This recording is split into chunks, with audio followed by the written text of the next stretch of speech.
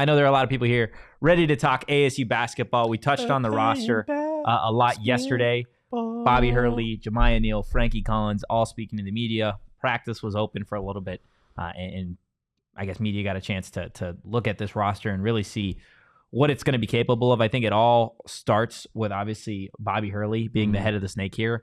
Fresh off an extension. Yeah, and I think Bobby Hurley's teams obviously play with a different level of intensity and grit. I feel like they're just scrappy. They're scrappy teams at all times. It doesn't matter what year. You look up a Bobby Hurley team and you're going to see a bunch of guys that they all play the same style of basketball. They're all running up and down the court. They're fast-paced. And, we're doing this at all times on the sideline, on the baseline, getting ready to go.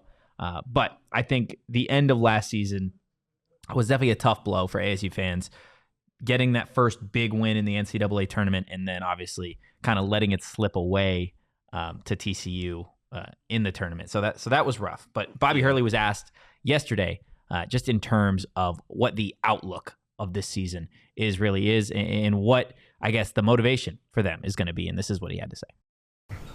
You're never satisfied, and you're never content with anything you're doing. We had a great season last year. How do we take further steps and get better? And going to the NCAA tournament's great, and it's very difficult. I think last year I might have talked about all the blue chip programs that they weren't even good enough to make it to the NCAA tournament. So you have to take pride in that, but at the same time, we want to try and compete for championships and win games in the NCAA tournament and do more. And that's kind of the goal for us. I mean, yeah, the goal is to win games in the tournament. Like, yeah. I and that's why it's funny because I think there are a lot of people who are disappointed with how last season ended, but I don't look at it like that at all. I'm just they made the tournament last year, dog. I didn't necessarily go into that season expecting it. And so I just think it's something to build off of. I think this team is going to be better than they were last year, maybe. And last year they were pretty damn good. So yeah, I think that the expectation, the goal is definitely just not just make the tournament, not just win a play-in game, but enter in the round of 64 and then win a couple of games and make some noise. That's the next step for sure. I will get to JJ's comment here in a second, but I think to your point and to Bobby's point, right, where I think a lot of ASU basketball fans where they're at now and where they've been in the past is, okay, let's make it to the tournament. Mm-hmm. That's not what that quote, that's not what the team's mentality is. They don't want to just get to the tournament. Obviously that's a big step, but you want to win games. Yeah, you want to make noise. You don't get a trophy for showing up, right? No. You want to get to the tournament and you want to do it in such a dominant fashion to where you don't have to play in the first four. You don't have to go to fucking Dayton, Ohio anymore, to where you have your spot solidified when Selection Sunday comes and your fans are like, okay, how deep are we going to go? Yeah. It's not are we going to win one? And I mean, look, they're hosting the national championship this year. Yeah, Final Four. It is. And I don't want to make this sound like they're going to make the national championship. That'd be pretty fucking sweet, though. That is going to be, I think, an extra internal motivation for them. Obviously, the goal is always a national championship, but if you could do that at home, in Phoenix, that would go crazy. That'd be hard. Electric. And so I think that is going to be, they're going to have that, that logo posted up somewhere, and it's going to say Phoenix on it, and they're going to want it. They're going to want that, I'm sure. And so, yeah, the goal is definitely just making the tournament is not going to be good enough this year. You got to make noise. You got to give fans a reason to want to watch this season. JJ in the chat, no national media has us doing anything. So my question is this still a make or break year for Hurley? Sean? No. I mean, there's obviously a floor that he can't go through. If it's, if they go winless in conference play, it's not like his job's that secure. But they go winless in conference play, he's fired. Yeah, obviously. But I don't think it's a make or break. I think if they make the tournament and don't win a game, or they just barely miss out on the tournament, I don't think he's getting fired. I don't think so. So I don't think it's a make or break in that regard. But it is certainly, again, the goal has been, the bar has been raised. Yeah. So I think what is considered a success is definitely going to be harder to achieve. But I wouldn't necessarily call it a make or break year. I wouldn't call it a make or break year. I think it might be a make or break year from fans' perspective of their perception of Bobby Hurley. Like, I think if you make the tournament this year, and again, you did go into Selection Sunday with the idea of like, we're good this year, we're really solid, then I think that solidifies Hurley's spot in ASU fans' eyes of like, okay, we've got the right guy. I think missing the tournament wouldn't be enough to can Hurley this season. At least in my eyes. Yeah. However, with that said, I think with the age of college sports as it is now, we talk obviously a lot about NIL and the transfer portal, and success in football is different than success when it comes to collegiate basketball. I think it's quicker to find success in collegiate basketball with the transfer portal than it is collegiate football, just based off of the sheer fact that it's 5v5 versus 11-on-11 at times, right? So I think with the roster as it stands now, I think ASU has a strong starting five, especially if Ace Wolf gets his waiver cleared. I think that gives him a really deep team specifically. And you got guys with experience in Frankie Collins, in Adam Miller. You've got guys with superstar potential in my eyes in Jamiya Neal. And you've got obviously a big in Sean Phillips Jr. and then whoever ends up playing the four, whether that be Gaffney, Meeks, whatever. Like, I think this is a roster that is capable of doing a lot of great things. Now, to JJ's point, the Pac-12 is pretty deep this year, but I think you see that every year when we get to Big 12 basketball or whatever, of like, you can win like 18, 19 games and you can find yourself potentially making having a spot in the tournament because of the competition. I think this year in the Pac-12, especially, we touched on it yesterday, of it's the last year in the Pac-12. Mm-hmm.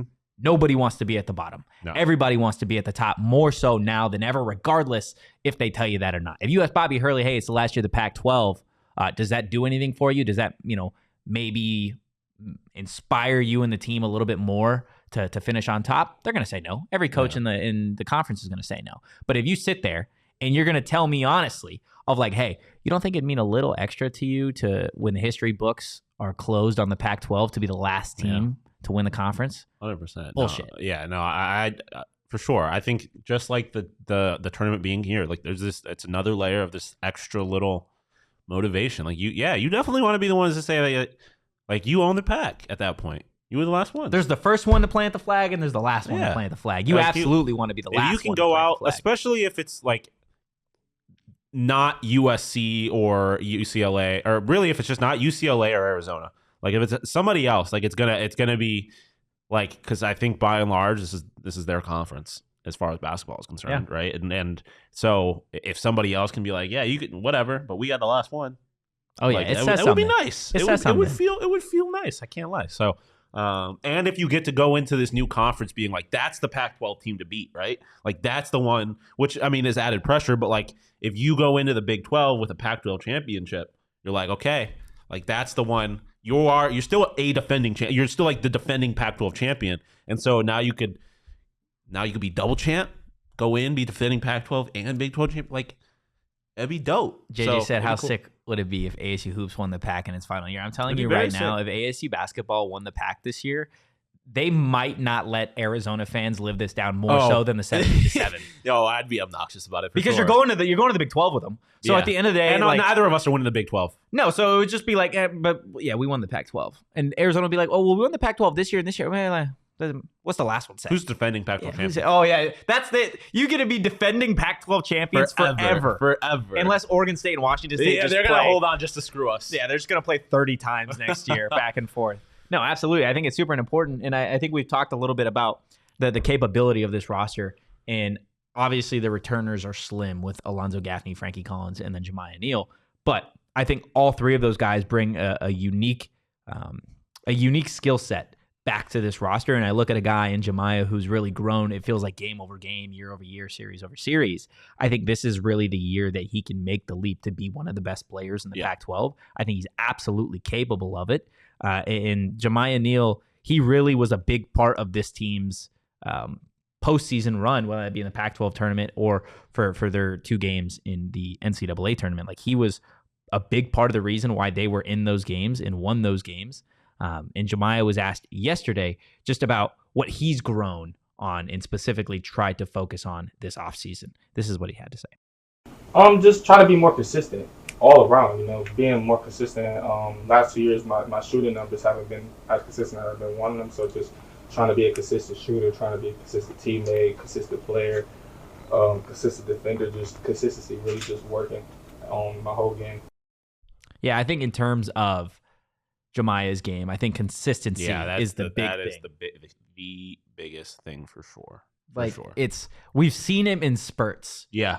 If Jamiya can just find a way to unlock that level of consistency to where, like, I know he's the kind of guy that goes from 6 points to 20 points to 15 points to 12 points. Like, if he can find a comfortable spot at like 14 points a game, I think he will be a huge piece to why this ASU basketball team, in theory, should have a top 4 seed in the Pac-12 tournament. Yeah, I mean, Jamiya is I think is huge for a lot of reasons. I mean, right, there's a guy who we weren't sure was going to come back. Yeah. And then chose to come back. And so it I think kind of implies that there's a plan to that he's going to be obviously a big part of this team, right?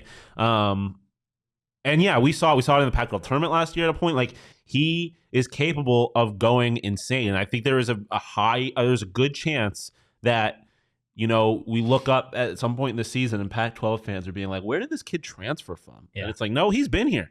He's been a part of this conference. I think he's going to be one of the conference's breakout players because, I think he has the talent in bunches. I mean, Shane and I were banging this drum before last season about how we thought Jamiya was going to be the big player for ASU last season. And obviously it didn't necessarily end up playing that way, but I think now he's going to have obviously a much bigger opportunity with this team. If the consistency is the big thing. If he can figure that out, he's going to be a problem for the Pac. I don't normally read Wildcat fans' comments, but this one just is funny. If ifs and buts were squirrels and nuts, we'd all have a Merry Christmas. Keep dreaming, fellas. That's the first time I've ever heard that. That's fucking. That's I'm gonna awesome. keep dreaming. I was dreaming last year. Like, listen, they're the best team in the conference. I'm not going to sit here and lie about that. Yeah, they have nothing to gain. If they win the Pac, it's like cool. Also, Donald's coming from Mike Luke's show. Yeah, I know. Don't do that to Mike. Don't do that to Mike. Hey, look. We appreciate everybody in the chat coming in, whether you're a Wildcat fan, an ASU fan, it's diehards. Diehards can't be fighting diehards. You're all family. Kumbaya. You're all family, whether some of you are stepbrothers or not. It doesn't really matter. Okay. Weird uncles. Regardless. Weird uncles? Yeah. That's fair. Mike Luke's the weird uncle for sure. Don't do that to Mike. He's not. Is he not? Bearded Mike Luke? Maybe. Him and his Del Taco obsession. Yeah. Oh, absolutely. Be like, where's Uncle Mike? He's at Del Taco He's again. at Del Taco again for the 4th time this week. Be like, it's Tuesday. Be like, yeah, well, you know where Uncle Mike is. He gets you Del Taco gift cards for every holiday. Oh, my gosh. No, look, JJ brings up, do you think Jamiya Neal is the glue guy heading into this season? And I think he might be. I think if it's not him, it's obviously Frankie Collins.